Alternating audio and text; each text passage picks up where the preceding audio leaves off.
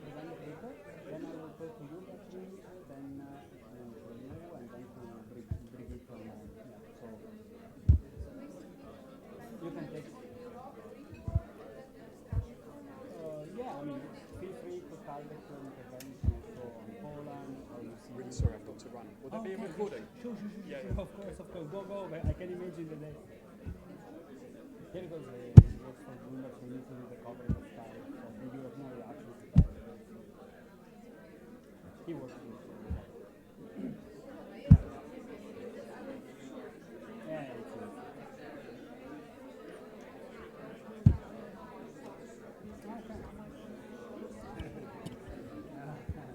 get lost in this huh? Very island? Would more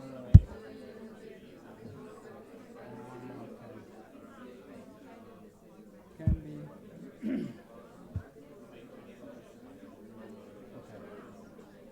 So probably it was a bit of a generally it's not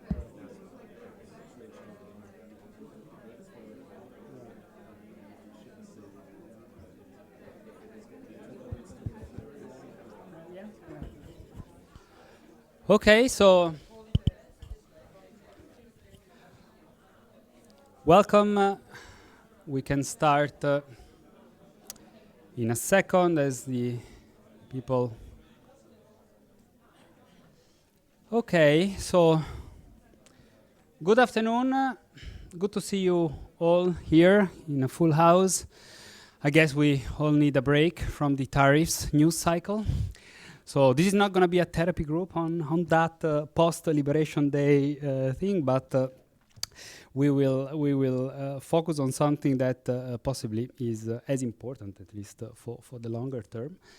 Nice to meet you all. My name is Simone Tagliapietra, Senior Fellow here at Bruegel, and I'm pleased to host you all here today to what is an event aimed at launching a paper which you can now also find in our website, entitled Making the Best of the New EU Social Climate Fund, a paper co-authored by Eva Jungling, Giovanni Sgaravatti, former colleague, now at Agora Energiewende, and Georg Zachman and myself.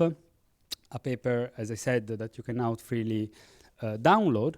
In our website, a paper that, let's say, represents for us at Bruegel a further step in a longer term research stream on the social dimension of the green transition.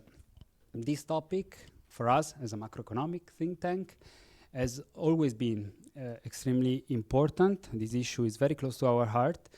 Back in 2017, we started our work on just transition with the first paper about the need to tackle the just transition issue in coal mining regions after the announcement of the Just Transition Fund as a key initiative under the European Green Deal in 2019.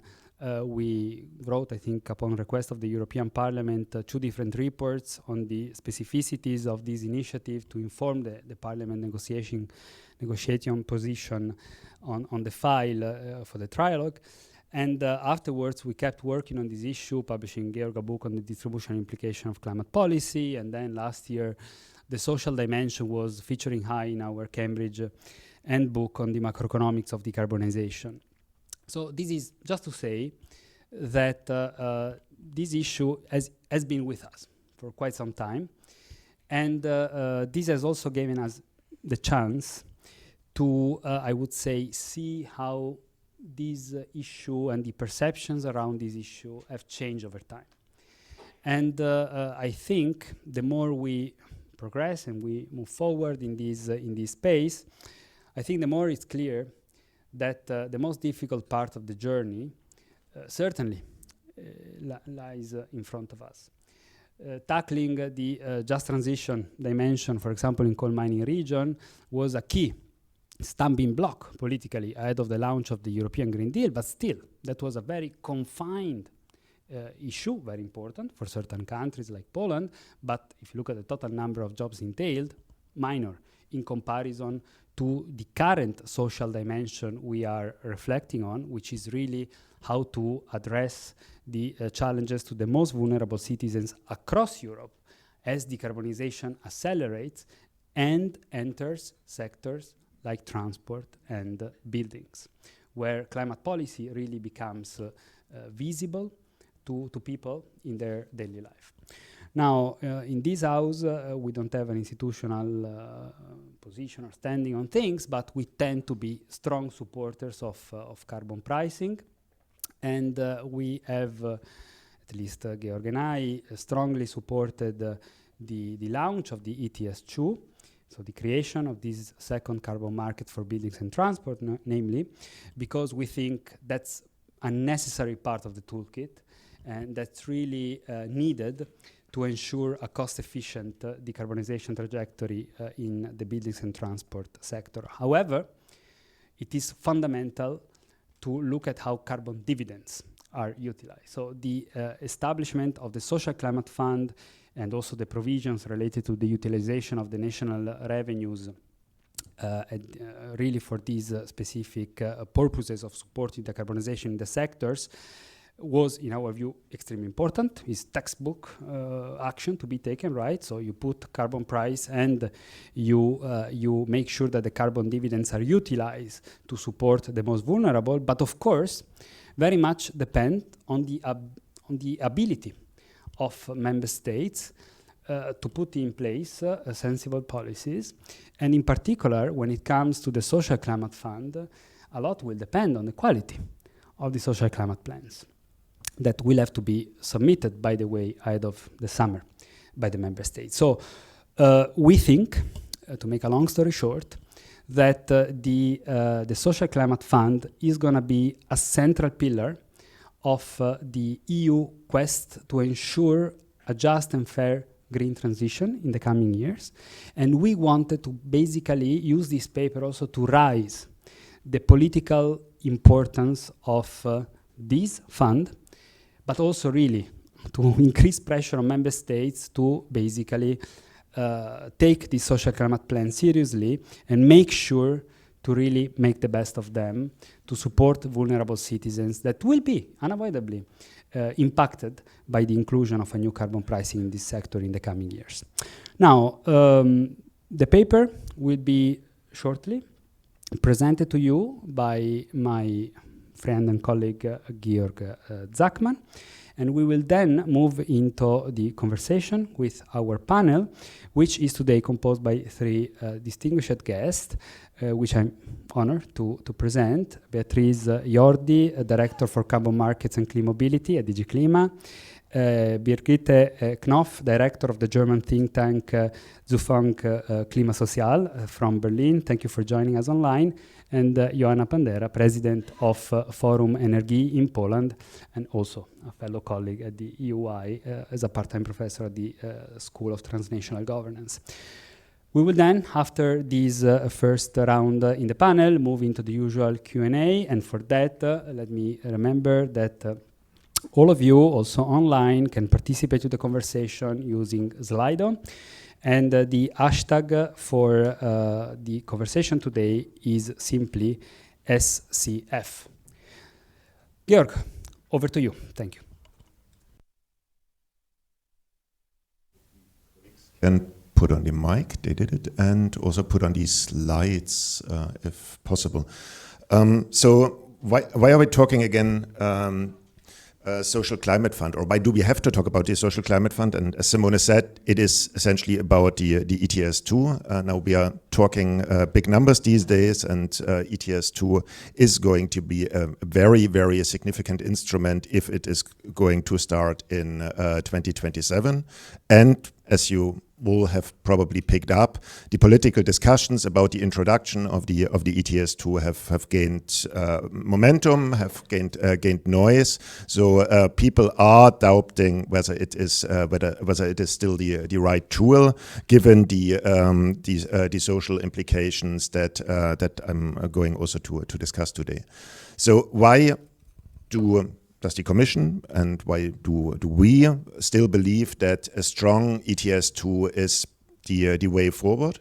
The main reason is that Europe has set itself rather ambitious climate targets, and it has been on track in the sectors where the first emission trading system is introduced for industry, for electricity. Here, emissions have gone down quite significantly, while in two other major sectors that represent about half of the European emissions, namely transport and heating/buildings, the emissions have not come down at the speed needed for achieving our climate targets. But the ETS2 also has a couple of elements that make it so attractive. It is not only a carbon price, but it is also a commitment device, a compliance instrument. So it sets a cap on the emissions, so everybody understands how the system is going to work. So it optimizes in the long term the investments of all the stakeholders in the right tools. It also helps with the sequencing of those investments, so doing those things first that have the lowest abatement cost. And helps also people to decide to operate their system in a most carbon efficient way. So in that sense, if we think about decarbonization as a potential cost to society, the ETS2 is most likely the least cost option, policy option to get to those targets that we have set ourselves. And a nice side benefit of pricing carbon in the current circumstances is that the ETS2 is essentially putting a price on fossil fuels. Most of fossil fuels are imported into the European Union, so it is implicitly part of the ETS2 will not be paid by European consumers, but will essentially be paid by exporters to the European Union, because the incidence of carbon of fossil fuel imports is not that European consumers would have to pay for all of this cost increase. So with all that, we think and still believe that we need a strong ETS2. But of course, putting a price on carbon will have very direct impacts on consumers, much more than with the ETS1. The ETS1 essentially put the burden initially on industry, and then the industry only passed through some of the cost. But with the ETS2, household consumers will directly feel that, and this has strong distributional effects. So here you see the heating fuel cost in the current configuration, and it is quite clear that there's a strong within country distributional effect. So poorer households pay significantly higher share of their income for heating, and there's also a between country distributional effect. That means that poorer countries pay households in poorer countries pay a higher share of their income for heating. The reason behind that is, on the one hand, that they are poorer and therefore their income is lower. The other reason is also that poorer households have less ability to invest in clean fuels and clean technologies. The same holds true for transport fuels, so the other half of the ETS2 essentially. Here we again have the rich versus poor household distributional impact from putting tax or carbon price on fossil fuels, but we also have a strong distributional implication of whether you're living in a rural or in an urban area, as you can easily imagine, that rural households pay sometimes 3 times the share of their household income for transport fuels than urban households. In absolute terms, the picture looks slightly differently. So here you see that German households, for example, will be more impacted in absolute terms, so paying up to 100 euro per year on the ETS2 cost for transportation, while households in Romania or Poland pay less. That is because those German households are in kind of on average significantly richer. Now,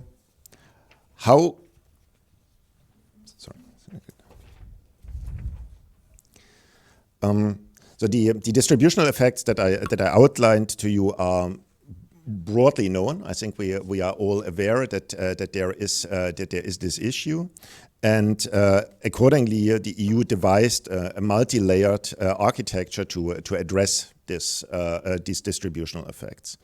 And the architecture starts on the income side, and on the income side, the good news is that the ETS, for all its distributional effects, also generates massive amounts of revenues. So we get something in the order of 300 to 500 billion euros, depending on the price of the carbon allowances. So there will be about 5,700 million allowances issued during the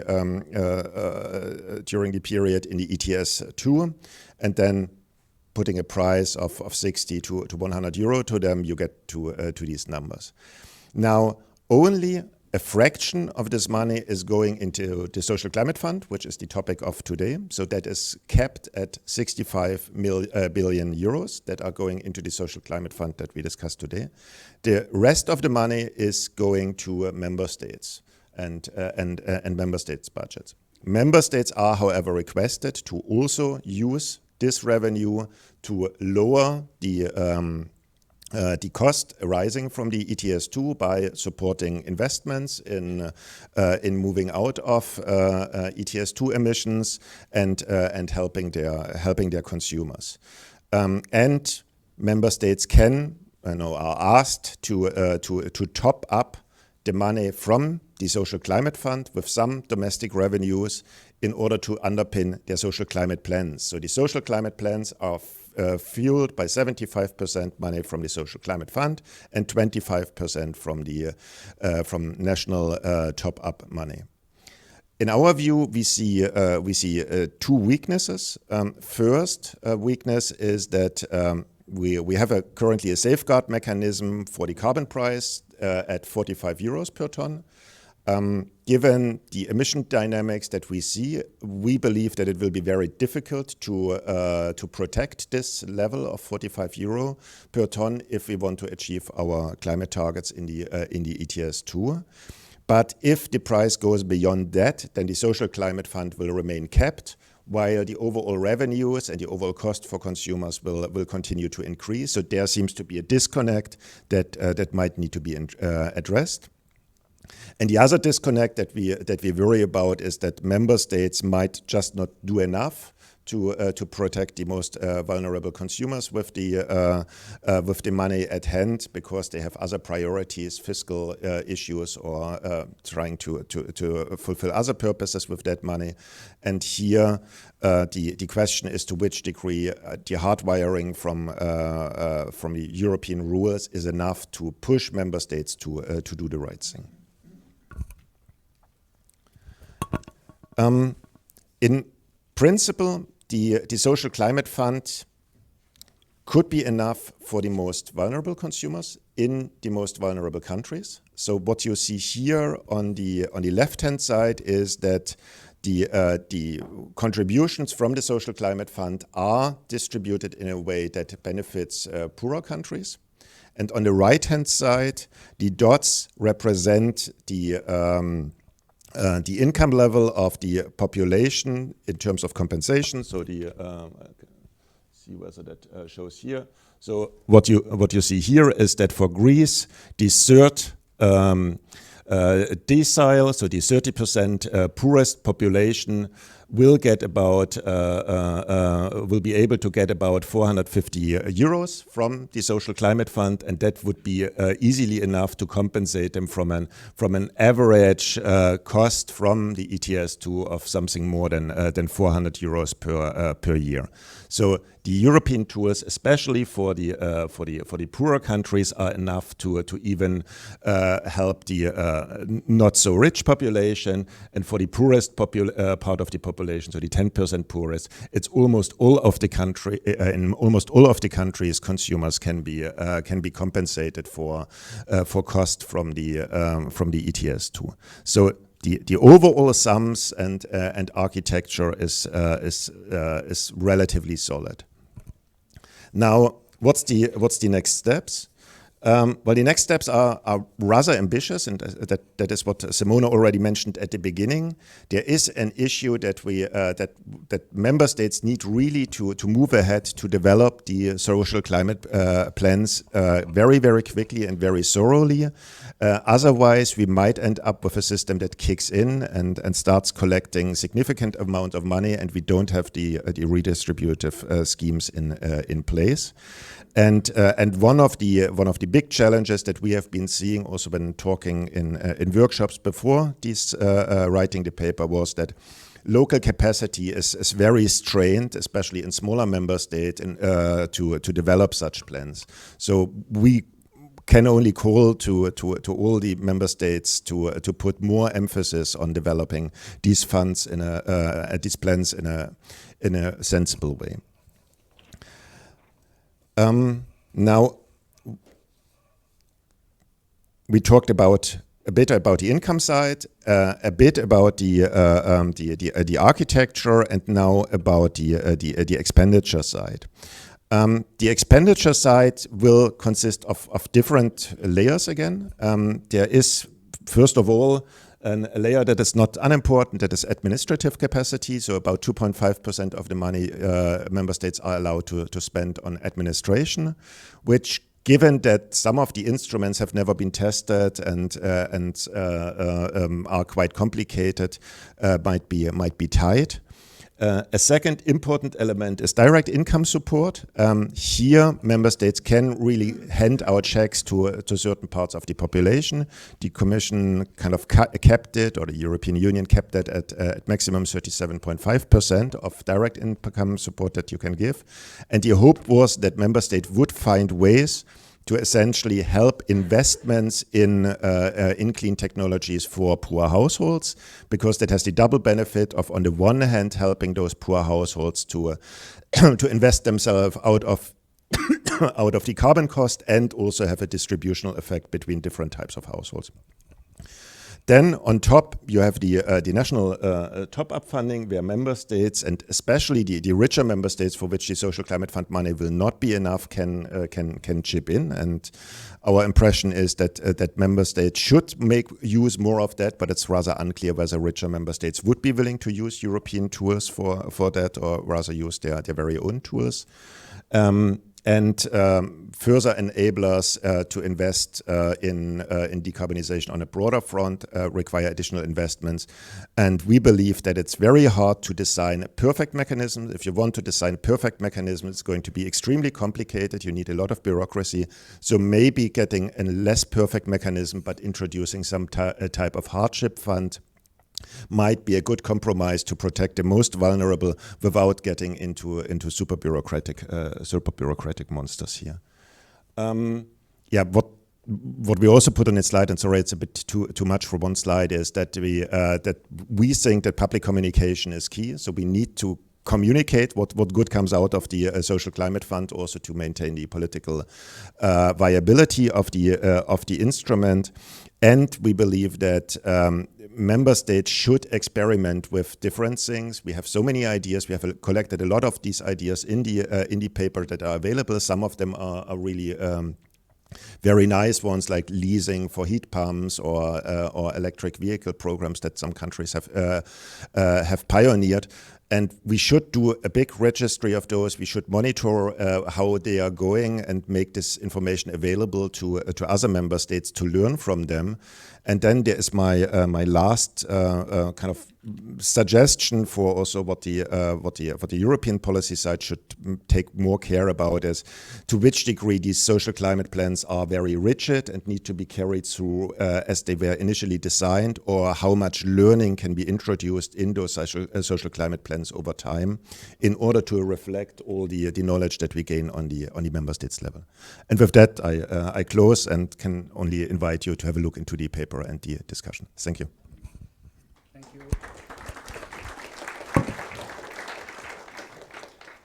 Thank you, Gerd.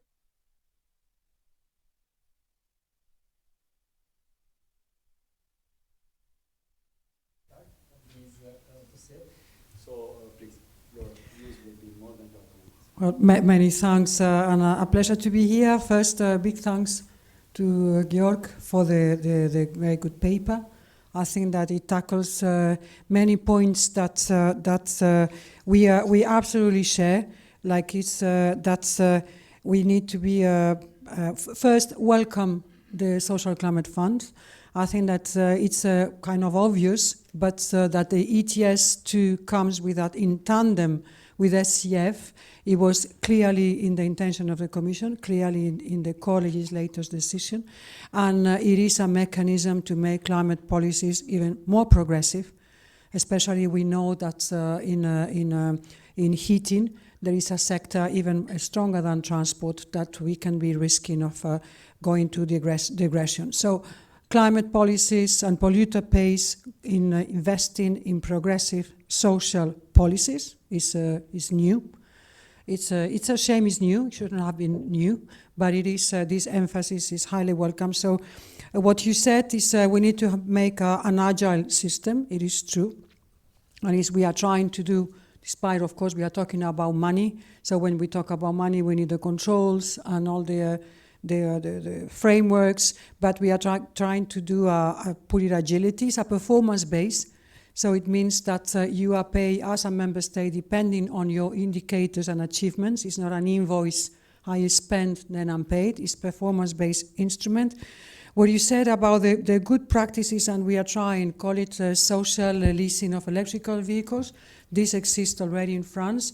We are organizing a group with other member states to learn each other for this cross-fitting. In Belgium, for example, you have social leasing for electrical bikes, or in other countries you have Prime Rénov' or whatever system of agile, and I insist on the word agile, of building renovation.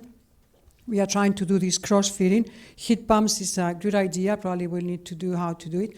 And just electricity prices that you also mentioned, that we will need a fair competition between electricity prices. Otherwise, we cannot, I mean, with such a high electricity tariffs, to be promoting heat pumps and other systems. Just to give a top of, we are talking about a fund of nearly 90 billion for 7 years.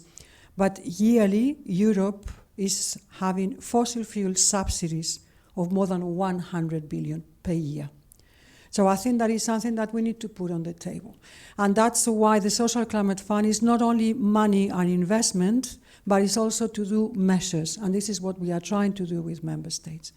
That's to unlock those measures that are hampering the development of heat pumps, or hampering the development of energy efficiency renovation, or public transport, or transport on demand, because you show the rural areas, and the rural areas you have a rather cheap solution, which is very light in infrastructure, which is transport on demand. We are in a world of applications, but we are still having PDF to know the bus timetable in many countries around Europe. So why not to do this with IT solutions? So there are many aspects that I think that I like a lot in the report. I have to say that the numbers we are working, you work with 60, 100, 200, that for us is very high. So we are considering also, I mean, we are talking about 30, 60 euros, that of course it puts it much lower. What is the influence? Clearly we are using, and that's key. For us, carbon pricing is fundamental, but it's not magic. Carbon pricing, and we hammer that, needs to be accompanied by other measures. It will not make it alone. And if it make it alone, we are talking about very high prices. We are using around 30 euros, 60 euros of carbon pricing, and we think this is considering national plans. We are considering European building directive. We are considering cleaner transport and other measures. So we agree on all the aspects you are proposing, clearly on all of them. On the prices, we have other more lower prices.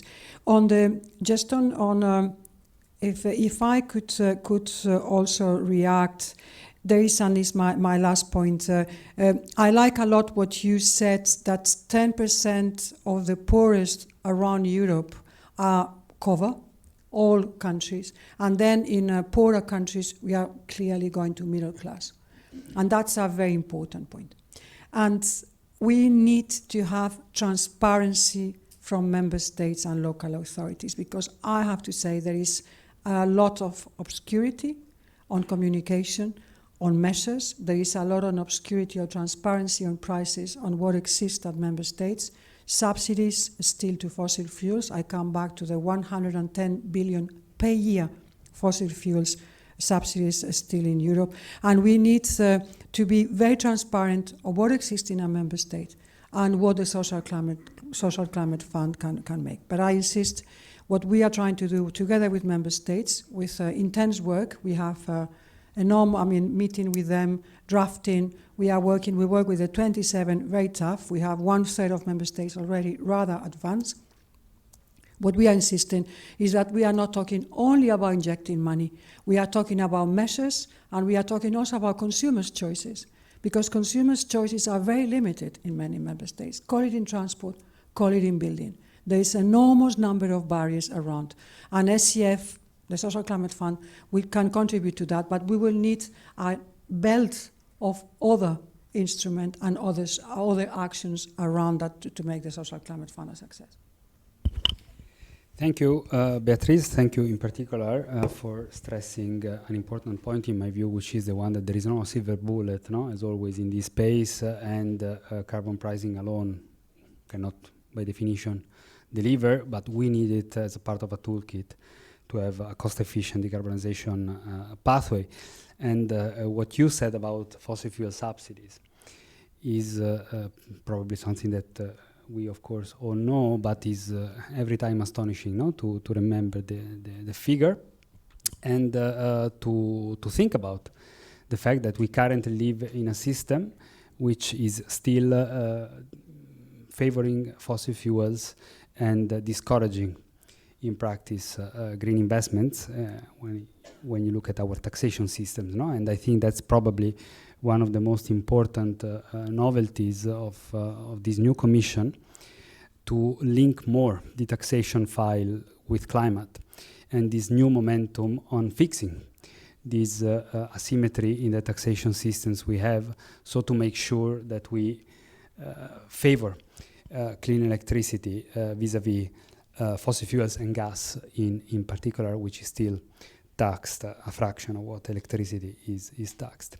So thanks for these points. Brigitte, I might actually turn to you now to get your insights, and particularly also a perspective from Germany, which over the last, I would say, 1-2 years has also had quite some internal developments on all of these, looking back at the heat pump story and so on. So Brigitte, thank you for being with us. The floor is yours. Yeah, thank you very much for having me, and greetings from Berlin. Just one word about Zukunft Klimasozial. So this is a new think tank I founded early last year.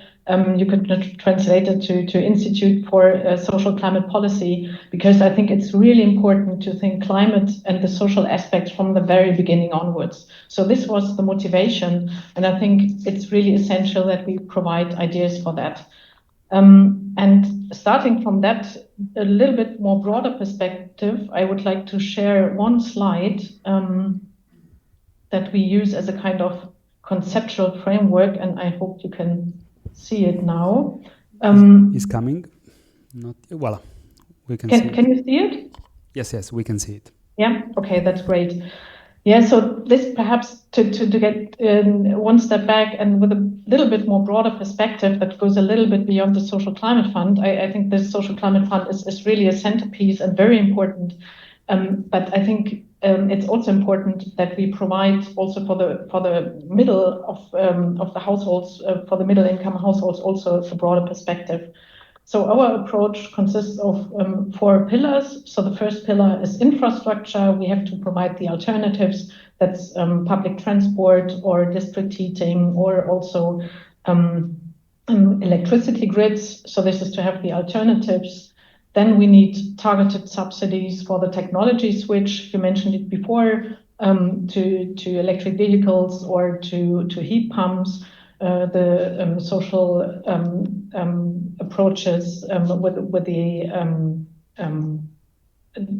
for electromobility and so on. So that's also quite important. Then we have the third pillar, that's regulatory policy. For example, when we think of the landlord-tenant problem, we have some ideas in Germany how we distribute the costs between landlords and tenant in a fair manner. So the additional costs, for example, for heating. And then the fourth pillar is then direct income support. This can be a kind of climate dividend approach, or you could hand it in the social security system that some of the member states have. And I think it's quite important that the first three pillars, they support the transition, and the last column is then for compensation. And I think for the next years, it's really very important to focus on the transformation. So therefore, I see one little, this is a little bit contrary to what you said, Georg, so that the direct income support should start at a high level and then decrease. I would turn it the other way around, really focus on the transformation and then the compensation only when we have people locked in a fossil fuel lock-in, or when prices increase too strongly in the ETS2. So this is a little bit more the broader perspective that I wanted to provide. I will now comment a bit on the German perspective. So first of all, Germany has the largest share of emissions in the ETS2. This is quite important, so nearly 1/4 of the emissions. And therefore, it's very important what Germany does, or whether Germany really meets its own targets. And what we see is that Germany is currently not on track on meeting the targets in the effort sharing regulation, so mainly transport and heating. So this is really a problem. We have currently, there will be a new government coming up in May. We have currently coalition talks of the new government between Christian Democrats and Social Democrats. There are some leaked documents, and I will cite from these documents. So I think what is good is that they support the start of the ETS2 in 2027. However, they also have they mention that they want to avoid price jumps. So let's see what this will mean, intervention at the EU level or just measures within Germany. So let's see.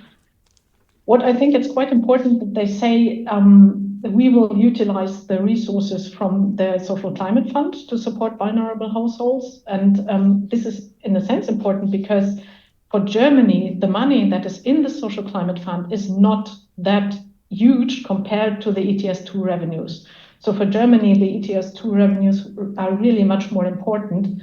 But I think for me, the Social Climate Fund could be a kind of blueprint process and to learn from that and how to address, for example, vulnerable households. And therefore, I think it's quite important that probably it will be in the coalition treaty. So as I said, it's not the final document, it's some leaked documents, but they mention the Social Climate Fund. And they also mention socially targeted measures to address poorer, vulnerable households, but also middle income households. So this is quite important. Where do we stand in Germany with the process on the Social Climate Fund? So currently, from the respective ministry, there's a process of how to define energy poverty and how to define mobility poverty, because so far we haven't got that in Germany. And I think this is also quite important to have a definition and then to find ways how to address these households and to identify measures. And ministries are also, there's a call from the ministry, and they collect ideas for measures, how to address these identified households. There's also a stakeholder process in progress. There are sounding boards of different research programs. NGOs have provided measures and ideas of what could be in there in the Social Climate Fund.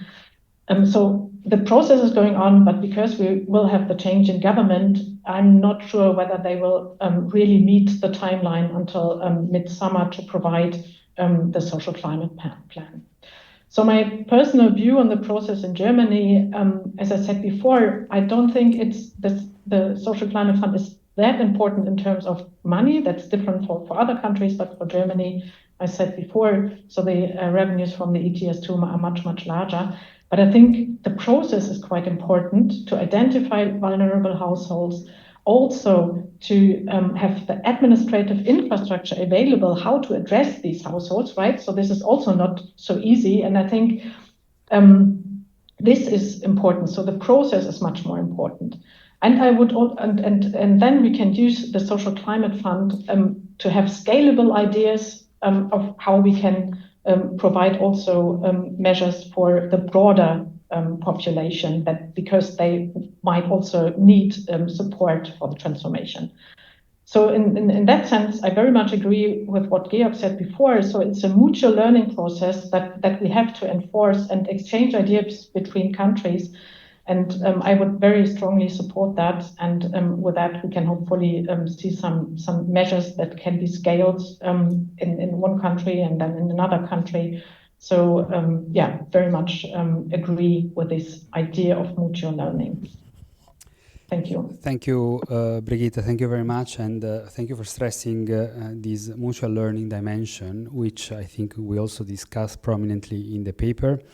Also based on the fact that when we had the chance to discuss the social climate plans with different countries over the last months, we got this idea at times about certain lack of imagination about, okay, what can concretely be done. I think that's something we really bumped into as an issue, that while we all agree on the need to foster a just and fair transition, while we all agree that the vulnerable consumers should be protected and the middle class incentivized to switch to alternatives, when you go down to the granularity of the policy actions to be really implemented to go in that direction, things start to be a bit more confused. And there you really see that we are in part also entering uncharted waters, right? So there is a learning curve here to be done. And the more there is mutual learning between the different countries, and that's why also you, Georg, mentioned this registry point, the better. Because otherwise we risk to put in place, let's say, more standard policies just to do a tick-in-the-box exercise to make the Commission happy with the social climate plan and to get the money, but then the effectiveness remains limited. So thank you for stressing this. Joanna, over to you. I think that it's hard to think of a country that is more into the social dimension of climate policy than Poland. So I think you bring a unique perspective here. So the floor is yours. Thank you very much for the invitation. I have the feeling that Germany and Poland are two big brothers, quite different, so we can a bit mirror our problems. But first, maybe I would like to draw a bit the context, which I think is relevant, where we are. So generally, climate policy for years was focusing on industry power sector. We achieved quite a lot with ETS, and we have this problem of other sectors which are not doing, which are not performing as we wish to. So this is why ETS2 was designed. But generally, climate policy consists of at least 4 pillars. So the first one is the regulation. And this is a bit reflecting, actually, Brigitte, I think we think a bit the same way. So I also see some boxes, and the first pillar is regulation. It is EPBD, it is Air Quality Directive, and different targets and obligations which we put on people, and they are in place. It's quite ambitious. We all know this is ambitious. So this is in place. But then another pillar is education. To explain people what is happening, why it is relevant. And this is something what we also mentioned, Beatrice actually mentioned, in example, this fossil fuel import or subsidizing actually fossil fuels. However, we see also the number of 130 billion of subsidies. It means somebody gets the subsidies and will be very angry once we will take it away. So we may really be sure that there will be huge bashing against those policies. But there are, but nevertheless, there is also financial and technical support, which also a bit Brigitte mentioned, that entire infrastructure, which should be actually created from scratch, because actually it did not exist in the past. and I will refer then what we do in Poland. And then it is economic incentive, which is ETS2. So we have actually 4 elements. We have very strong ETS2 element, which is quite explosive, I would say, from the social point of view, and on the and we have really regulation. So this is done, but the education and the financial supports partially exist, but however, social climate funds actually applies only to the most vulnerable households, which is about maybe 15% of the households, and how about the rest? So once you really not count in, and you need to really have a big investment in place, and you need to find people who will help you to make those investments and so on. So and the education, in my view, is very weak. And here I really think that the member state different, because I follow not only Poland, are not doing a great job. So this is something what we need to improve. But what are the solutions? So we did a study on the social energy and climate contract, because generally once you see really what people are thinking about climate policy, and actually Bruegel did also very interesting analysis on the perception of Green New Deal, but generally climate policy. So we see people are actually understanding the problem, but they are worried that actually the implementation is very poor. So, and we need to also assume that last year there was energy crisis, COVID, there is war in Ukraine. So there are different things where people really, this affordability topic is a really big challenge. So people feel under threat. So they don't feel that government is on their side.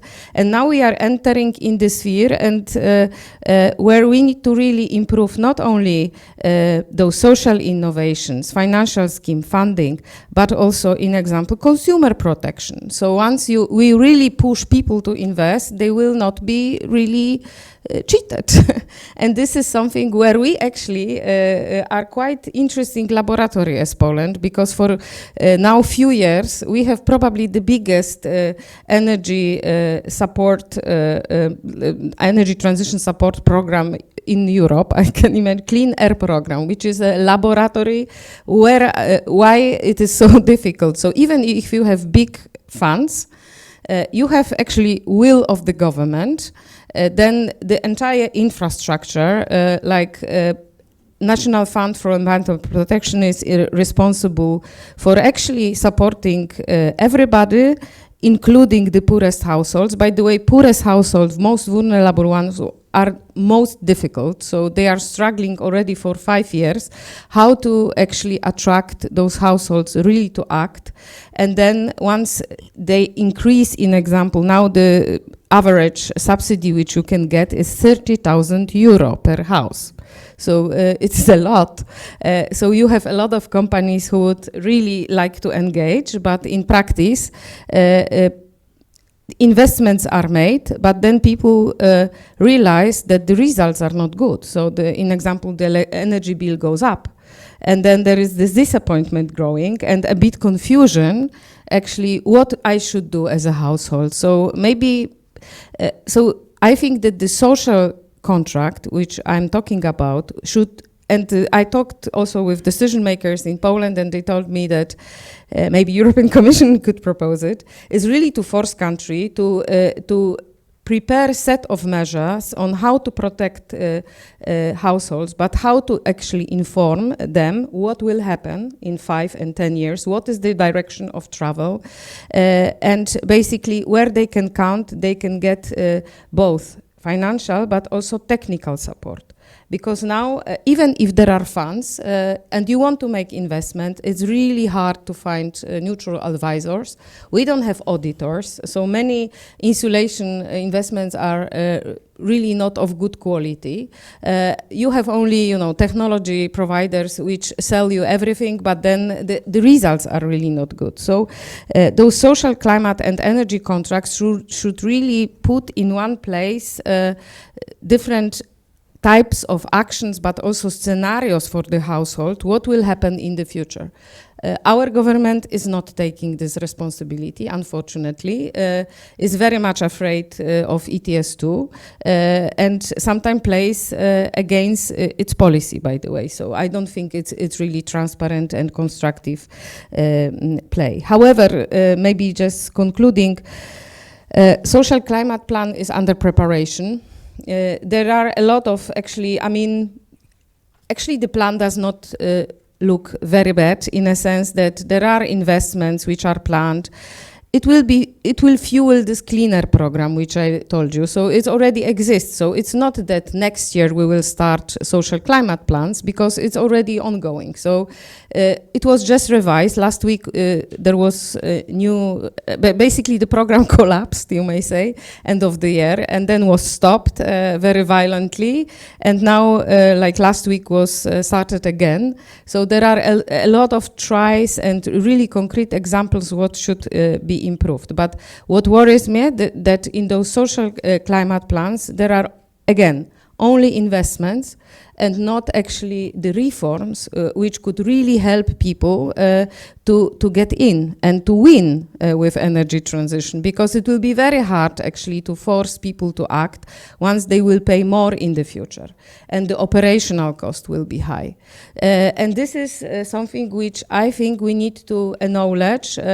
I would really not trust that the all member state, I know Finland case, I know also with Germany colleagues we talk a lot, so and from France, and many countries are doing taking the responsibility, but not each country will do it. And I'm just wondering, I'm just afraid that putting this information to it and this backlash, which we already see, it will be really explosive and against climate policy, what we would not like to see. And this is extremely relevant, and maybe I stop here. And maybe last point, because also on the direct subsidy, direct income subsidies. This is something what we also exercised. By the way, we contributed a lot to the creation of bon energetyczny, energy bon in Poland. It was unfortunately like one show.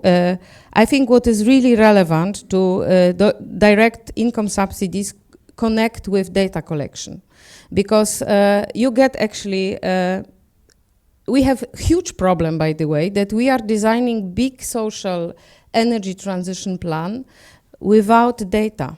So we don't actually, really don't know yet, at least, because things are in progress. So it's not that we are not trying to collect the data, but it's not completed. There is a bit chaos. Data are not available for everybody. There are some data protection problems and so on, but we need really good data and transparency in it, and those direct subsidies schemes should be connected with collection of the data of the poorest households. So we at least know where they are and where they might be in 5 years, to assist actually what they are doing and to better understand. Because generally I think it's not that, I have the feeling that poverty is problem itself. So it's not, I really don't like this term of energy poverty, because in many cases this is number one, it's poverty. And then there is sometimes a difference with energy poverty. And we should really think in Europe how to address the topic, because otherwise right-wing populism will only raise, and certainly somebody will use it against European Union. And the last thing which we really need is more division within the EU. Yeah. And of course there is the risk that climate policy becomes a bit the scapegoat for poverty issue, which, as you say, requires a way broader policy action and intervention. So thank you, Joanna, for this. It was a lot of points, important points that you raised, and in particular, I think what you stress about the need to look beyond investments, but also to look at reforms to make sure that things get done at the national level is crucial. With, again, with Giovanni Sgaravatti, with Hugne Kejoskaite and Ben McWilliams a few months ago, we published a paper on buildings renovation. Well, extremely complex, right? To set the right policies to foster buildings renovation. I come from a country, Italy, which with the experience of the super bonus can tell something about how not to do public policy for buildings renovation in a sensible way. So I think this is something that also for policymakers is probably a very extremely complex topic to handle, and for public administrations themselves, because we have another experience in Europe when it comes to just transition support, which is the Just Transition Fund itself, right? And I think we all know, and we also discuss it in the paper, that the utilization rate of the Just Transition Fund has been very limited over the last 5 years. And the administrative burden and the bottlenecks there have been irresistible and really preventing member states to really make use of these instruments. So that also tells about the need to have simpler instruments and something that the administrations can actually implement. Please, Jana. If I may add, Sure. If I may add one point, I generally think that Just Transition Fund was very important for coal regions in Poland and did good job. And I have a problem with Just Transition like definition, because what does it mean? It ended up with Poland that give money to miners, which in my view is each amount. So it is not about justice. So I would think how to redesign it, but Just Transition Fund or supporting regions is really key and should be continued. And it's a complementary issue than this one, right? Which is way more distributed. So I have a number of very interesting questions coming from online. But before moving to the Slido questions, let me turn to you, since you made even the effort to come here in person, to ask if you have any question that you would like to raise to the panel. Anyone that wants to break the ice? So please, there is one here in the front and then another one there. If you can just briefly introduce yourself. Thanks. Thank you very much. My name is Sato, and I come from the Japan Bank for International Cooperation. Thank you very much for the panelists that are very valuable thought on the ETS2. But I have a question about the ongoing ETS.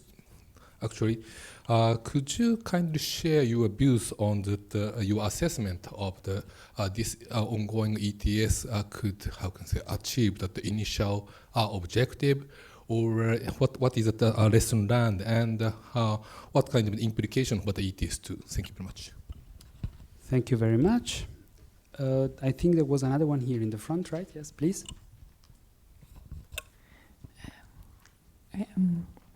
Good afternoon. Camille Épinay from the Belgian Public Federal Service, the one working on the social climate plan actually, not me directly, but my colleagues.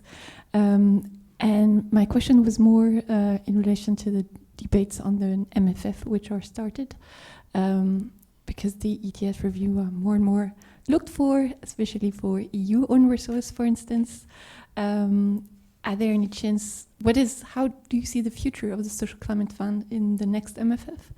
And also how to maybe better, and the future of the Just Transition Fund, and maybe how to better combine the two, because I was thinking Just Transition Fund, ETS, ESF is also for improving like skills in construction, and then there is a link with the consumer issues that were raised by the speaker. Thank you very much. Thank you. Any other question for now? Yes, another one here in the front. Then we go to the back side. Thank you. Yeah, Gregorio Castro. I'm from DG Employment Country Desk, Hungary, Portugal, Ireland. Together with DG Klima, we're co-responsible for negotiating the plans and future implementation. My question is to the two colleagues from the Institute in Germany and from the Polish Energy Forum. We place a lot of importance in the run-up to the plans on the partnership-based principles. We want to make sure that your voices are heard, that you're involved, that you're engaged. And as you know, there's a public consultation that member states have to carry out nationally in order to ensure that your views, your opinions, and your best practices are also shared and put forward. And in that respect, I was wondering, how are your organizations being involved to what extent, with what regularity, how fluid is the, or how open are the doors to the national administration that is preparing the plans? Are you actively involved? And are you sharing your views and your expertise in this respect? Thank you very much. Thank you. Excellent question. I think we can group these three and then move to the next that I see. Maybe we can start with this last one. So Brigitte, Johanna, if you want to react to this last point, you're welcome. If you want to start, Johanna? Or Yes. I can start regarding the dialogue with the Ministry of Funds in Poland, which is responsible for preparation of the social climate fund, is really good dialogue. So they are very open. They feel a bit, I don't know if I can say it, a bit lost how to prepare it, because it's quite new approach for them, new task which they have. So they are very open. What helps, I think, Poland to prepare the social climate funds is this entire struggle with Clean Air program. So there are already a lot of practical examples on how not to do support. But what is really missing is like broader approach of ministry. Like actually it would help that the government would take the decision, yes, we want to transform the households. We want this, and this is something what is missing. So there are programs and then lack of actually push, like also story, why it is relevant, education, what will happen. And so this is a bit that we are very much in the ministry is responsible for this, and the other one is not, at least not even talking. It's like in European Commission, sometimes I have the feeling also DG Klima is not talking with others, or maybe is, but I just think, I just want to say that we are very much working in our bubbles. And this is a bit the topic, who is responsible for what, and then there is, in those approaches, big collaboration is needed. I'm sure Beatrice will follow up on this. Brigitte, if you also want to follow up. Actually, I'm not very deeply involved in the stakeholder process. So therefore, I can only say a few words from one step back. So my feeling is that there is a process ongoing, but it's not a kind of a public call for ideas or so, not something in that direction. What I know is that the Ministry of Economics and Climate, they are very much coordinating among the ministries. This is a little bit like Joanna said. So I think they do a good job in collecting from other ministries ideas, for example, from the building ministry or transport ministry, they are collecting ideas. I also know that there is in Germany, the NGOs are like a big organized, or they have a kind of organized process. The NGOs have collected ideas, and now with these ideas, they have approached the Ministry of Economics and Climate, and they had a hearing, I think, two weeks ago. What I don't know is whether there is a kind of structured stakeholder dialogue in addition. So this is something I don't know. I myself, I'm involved in a kind of sounding board, so there are some kind of research projects ongoing, as I said before. So the question is how to define energy poverty or mobility poverty. And for that, the ministry has a kind of research project, and I'm in the sounding board of that, or I was invited to one of these meetings. So there is a collection of other stakeholders' views, but actually I'm not in the position to say whether this is a really kind of structured dialogue. And there's, as I said, there's no open call, at least I don't know about that. Thank you very much. Beatrice, I think you at this point about how much do you talk to other DGs, but then also, jokes about. If I can start, well, DG Klima is a mainstreamer by needs. By need. So it's not only that we cooperate very well with our colleagues on DG Employment, is that we are sitting together with DG Ener and DG Move and DG Recover for the measures. And we work with DG Justice, with DG FISMA, with DG Taxud. I can believe me, Joanna, I spend all my day mainstreamer, because it's... No, but of course I don't consider rude, but just to clarify that I insist we are in a collegial machine, and Klima as a need. Can I maybe point you to the question about the next MFF and the fate of the ETS revenues? Because this budgetization attempt will be there as always, of course. Yeah, so you will kill me, Simone. But just if I can just react also on communication, sure, please. Because I think that I don't want to come out of this very interesting meeting more stressed than I came in. So just, Joanna, just to tell that we need to be very clear on communication. I mean, if we can increase with ETS to 6 cents or 7 cents petrol cost, yes. But we can, at the same time, put on the table electrical vehicles leasing, public transport, big part of it paid. And this is what we need to pass as a message. If you pay 30 euros per year in a poor household and the rich household is paying 300 per year more, you are reversing that money. It's not so difficult to understand. And very clear, when we're talking about countries subsidizing energy or this country subsidizing motorways, it doesn't mean Harry Potter. It means that taxpayers pay that. So we need very clear communication that the rich, and the rich pollute much more. Allow me to be simple in communication. The rich pay much more. So your graph, I adore it, Georg, because you see 10% cover, and then rich can really, you can come into the middle class. An example of Poland, half of the money that goes on the Social Climate Fund for Poland, around 13 billion, comes from solidarity from other member states. That's a message that we need to hammer in Poland. Part is polluter pays in Poland, and the other half is the rest of Europe. So that is a fantastic European idea. Other thing is that nobody wants to say it loud and clear. But so I plead all of you around to try to communicate better. MFF, I go. MFF, listen, we put the SCF, the Social Climate Fund, is an external assigned revenue to put it in the MFF. This will come in the co-decision. I don't think I see it's more transparent. I don't think that MFF ensures transparency. The social climate plans are obligatory transparent. We need, transparency is also an obligation of the regulation. So I don't think it's more or less transparency. It's how is going to be all the articulation. But very important point that you raise MFF, because Social Climate Fund is very important, but Recovery Fund is super important. Regional funds, cohesion funds. We have infrastructure, AFI. We will not make it without infrastructure. So it's a whole band of European instruments there. Yeah. Thank you very much. I think we had a few other questions. If you can be very short so we can wrap it up in less than 10 minutes. So 1, 2, 3.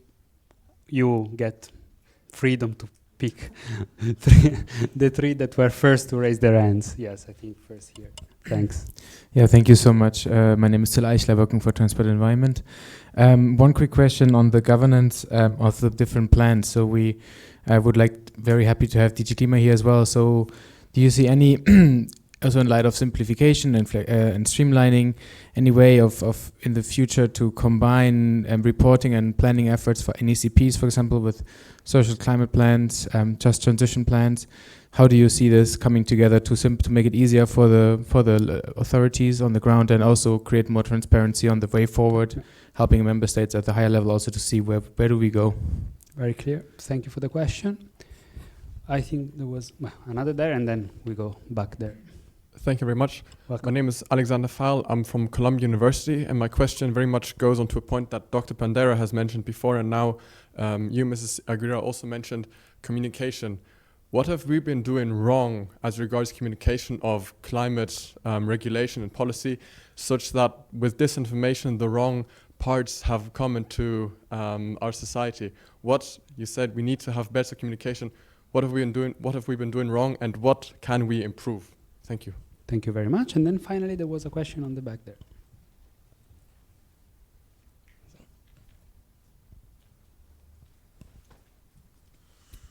Thank you for the panelists. I'm Can Arıçlıoğlu from the Turkish Industry and Business Association, permanent representation to the EU. My question to any one of you who would like to answer is, how can this policy changes, for example, in the Social Climate Fund or in the ETS2, can be modeled in the candidate countries, or at least have a preliminary layout in the candidate countries in the Western Balkans, Ukraine and Turkey, which are also in the process of integrating into the EU.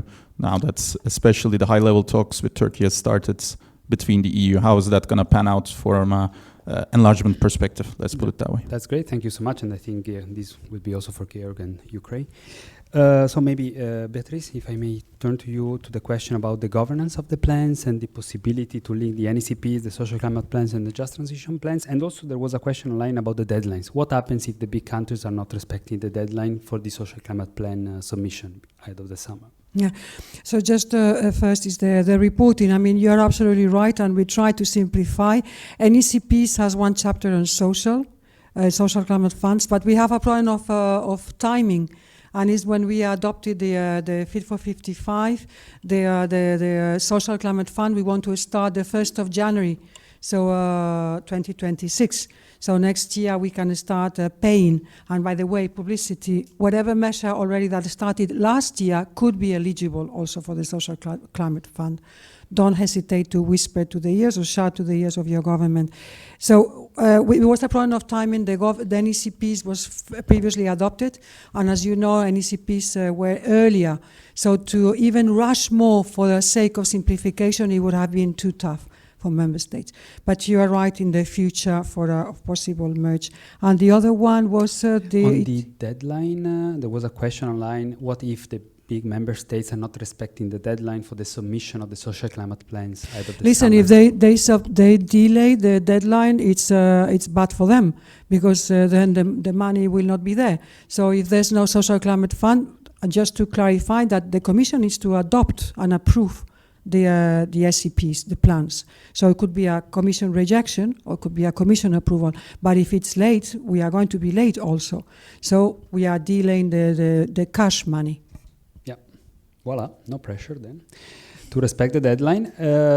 Georg, on candidate countries, I think something might be said about Ukraine as well. Yeah, I mean it's a pretty tough one. No? The candidate countries didn't introduce an ETS1 so far, so that and there's a lot of work to be done there still in terms of monitoring, reporting, verification, and all the groundwork here.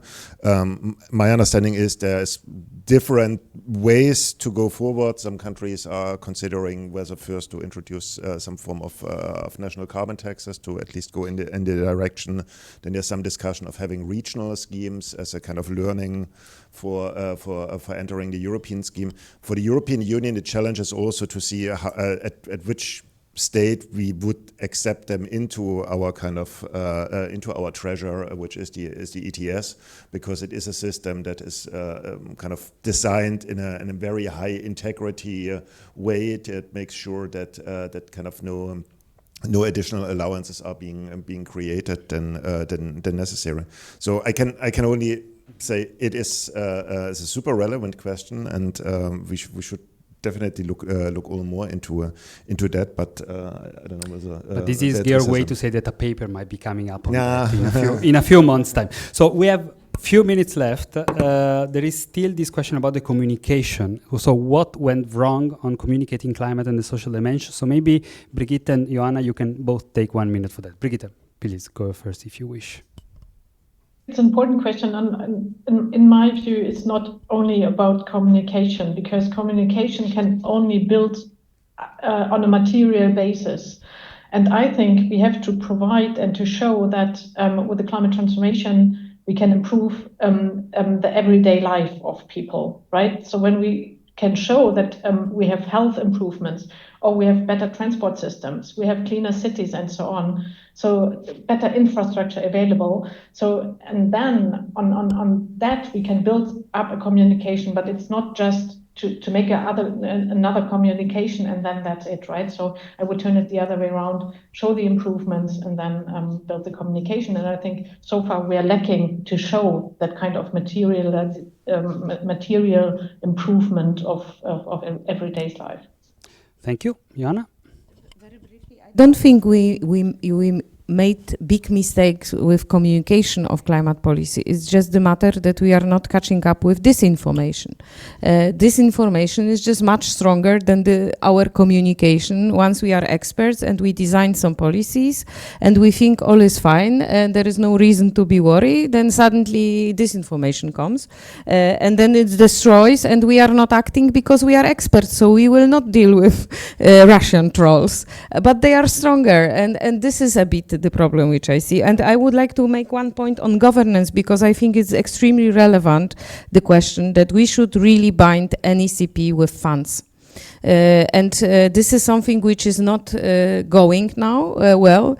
In fact, big funds were spent in my countries, but also in many countries, without any strategy, without any linking to long-term targets and so on. So this is necessary. Then NSCP will be bound with both reforms, but then funds. Yeah. Beatrice, a final word to you on the communication point.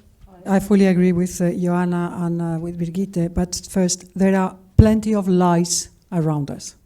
We need to assume plenty of lies and misinformation around us. And I think we need to concentrate on three things: fossil fuel subsidies, we need to concentrate on the distortion, existing distortions, and the third one, successes. Where are the successes? And this, I think that we should hammer or a big mouth there. Thank you all for intervening today. Thank you again, particularly to Eva Jungling and Giovanni Sgaravatti for being really on the lead of this paper. And thank you all for attending today's event. We will have plenty of new papers and events coming up soon, so stay tuned and see you soon. Bye-bye. Thank you.